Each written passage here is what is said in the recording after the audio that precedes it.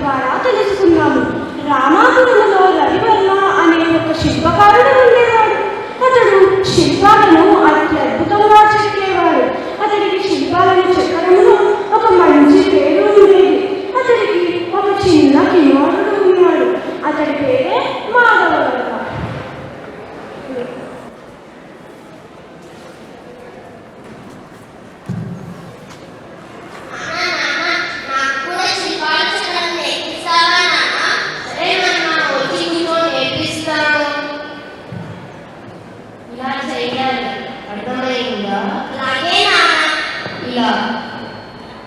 అంతే అయిపోతుంది. సరే నాన్న.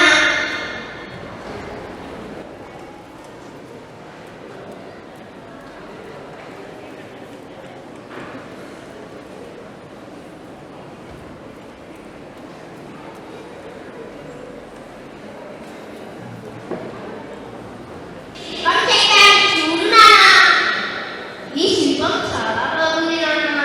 కానీ చెవుల దగ్గర ముక్కు దగ్గర కొంచెం లోపం ఉంది నాన్న. వెళ్ళి సరి చేసుకొని తీసుకొనిరా. అలాగే నాన్న.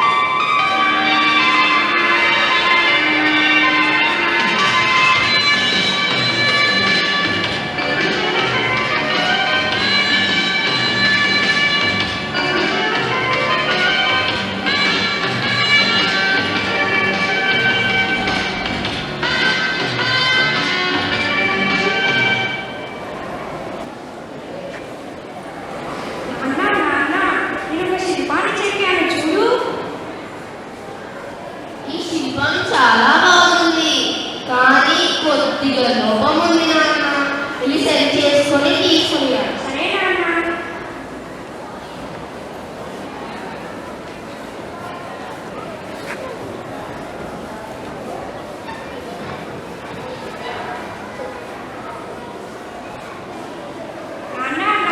నేను మరో శిల్పాన్ని చెక్కాను చూడు. ఈ శిల్పం కూడా చాలా బాగుంది. కానీ కొంచెం లోపం ఉంది. సరే నాన్న, సరి చేసుకొస్తా. అలాగే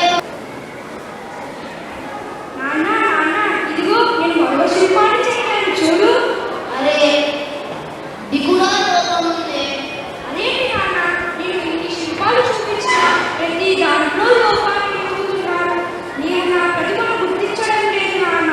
అయినా కానీ నీ శిల్పాల కంటే నా శిల్పాలే ఎక్కువగా అమ్ముడుపోతున్నాయి.